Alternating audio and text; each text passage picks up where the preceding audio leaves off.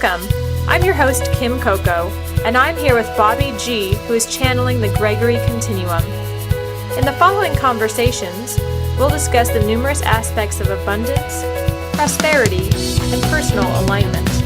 So sit back, relax, and allow the insights of this dialogue to magnify your capacity to open to the infinite abundance that is all around you now.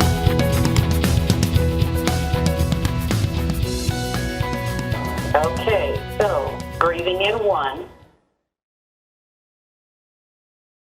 hold, and breathe out.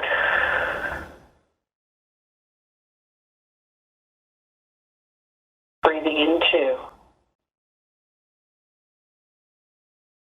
hold, and breathe out.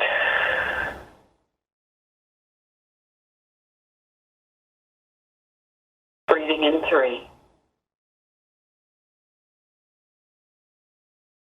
Hold.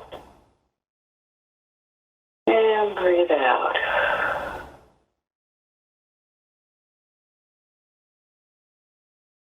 And just take a moment more to breathe and focus and center. Coming into this moment, coming into this precious time you have together,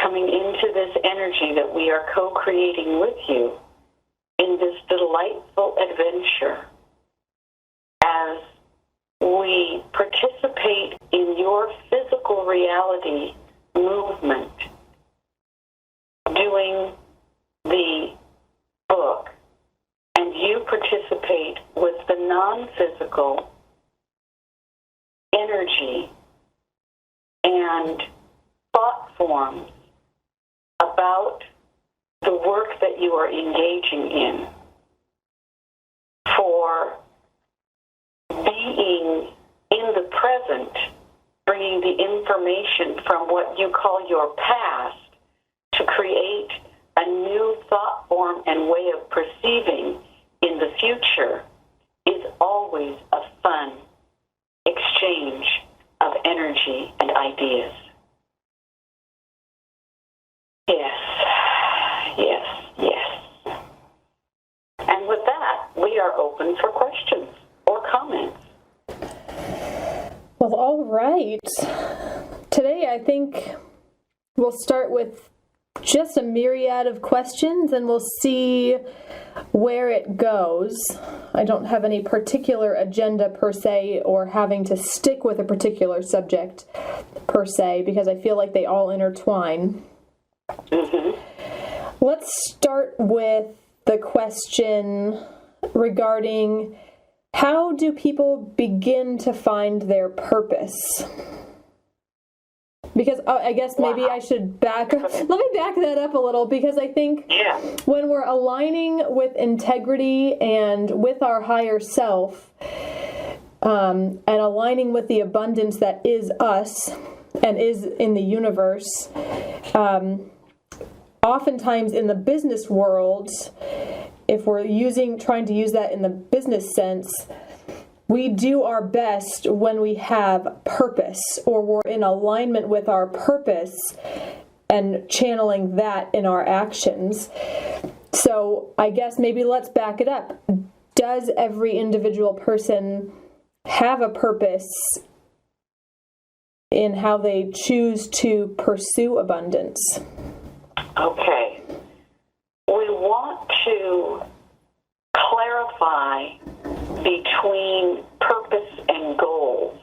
Many times individuals develop goals, and the goal is to have abundance. The goal is to have a certain amount of dollars.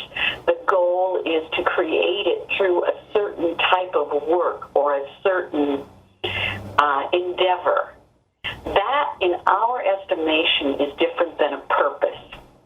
Your ultimate purpose, of course, in being on this planet is to grow and learn how to be a physical being and how to be a spiritual energy that condenses to a physical body and moves about a finite universe and learns how to bring the essence of you into this experience. So your ultimate purpose is to grow and learn. And all of you are doing that, whether you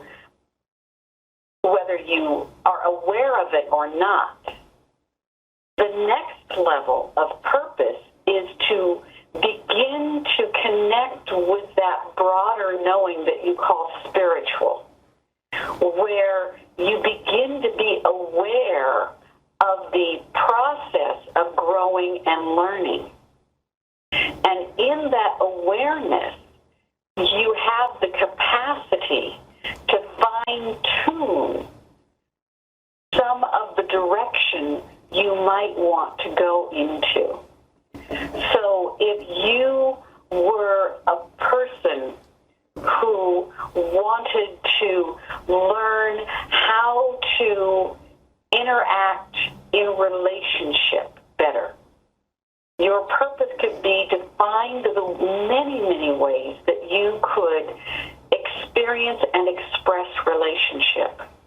For others, it might be a purpose of being of assistance to humanity. And many times you have a specific way that you think you should do it, and that refines the purpose. But it gets close to becoming a goal when you start refining too much. So when you're looking for your purpose, it's a very, very, from our perspective, purpose is a very broad brush stroke that says, I want to grow and learn. I want to enjoy the process. I want to be vibrant and alive and awake in the process of this learning. And in the process of this learning, one of the ways that I would like to explore expressing it might be through writing, or might be through counseling, or might be through art, or might be through physical exercise or physical endeavors. Some people might want to learn business. So there are many, many ways of expressing the desire to grow and learn. And when you come to the planet, sometimes you've done one set of experiences. Let's say that you had many, many lives as a warrior, and you experienced what it was like to be at war and to use power over, or to learn how to negotiate other ways of being besides power over. And you really, really experience and express that many times. You may come to the planet this time to experience what it's like to have a simple life of a farmer and to be in relationship with the earth and people. So when you see what we're talking about, purpose could be very broad strokes of how you want to experience and express the learning and the growing in this particular lifetime on the planet. Okay? Okay. So tell us what you've heard so far, and we will clarify another part of this. So, purpose in the broadest sense for us as humans is to grow and expand and enjoy the process of being a human, still connected to that broader spiritual sense that is us. And then we can modify and specify that purpose through different goals we have in a relationship or in business or in a next adventure we choose to partake in. Yes. The value of having an idea by paying attention to your body, to your feelings, to your emotions, to what feels good and what feels bad, you are able to find vibrations that enliven and enlighten you more powerfully. As we said, some people might like to be a writer. Other people, that's absolutely not what they like to do. They want to be a jogger. Other people might want to travel. So finding out what feels good and then making the purpose very loose, like I would like to travel to places in different cultures and learn how it is to be a person who experiences and expresses many different varieties of being on the planet. Now, when you feel that that's something you want to do, you use that general purpose. It's not that God or the universe created that, you created that. But when you have a template, then when you start to say, well, I'm going to get a job working in a factory, and I'm going to work 9 to 5 for 60 years so that I can save the money through my retirement so I can travel when I'm 60, 70, and 80. If your ultimate goal is to experience diversity, working in a factory, in a town, earning money so you can move into the diversity in your later years may not be the best possible choice. If you're not aware of the desire and you don't really look at it, you don't pay attention to the choices you make. Does that make sense? So what you're saying is that essentially the root of aligning with your purpose is awareness of your body, your feelings, your choices, and then from there you can decide, with the awareness you'll know I am in alignment or I'm not in alignment, and then you can go from there to make a choice that would bring you back into a greater sense of harmony. Yes, and this is incredibly important because you were born into a society and you were born around individuals who have opinions and beliefs about the way life is supposed to work.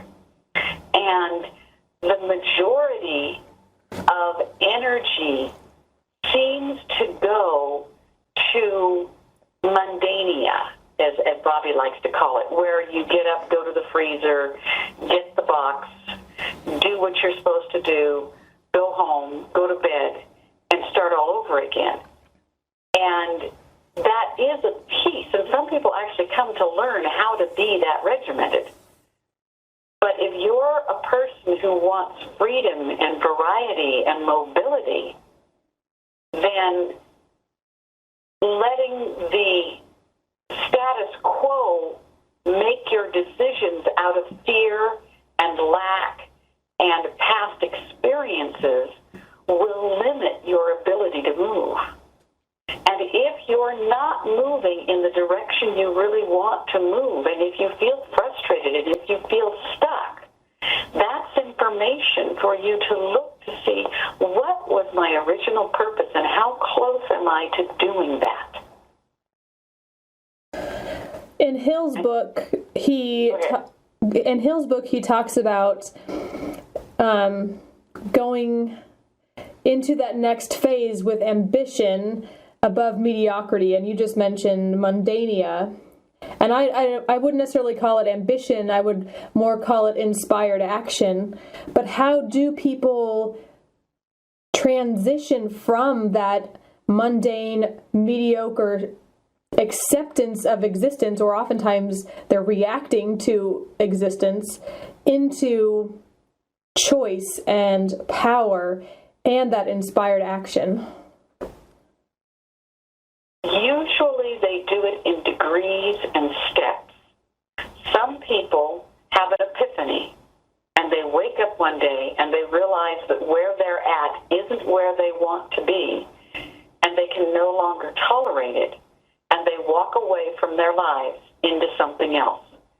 And they take a chance and they step out on the edge and they flounder and they develop wings as they're flying off the cliff.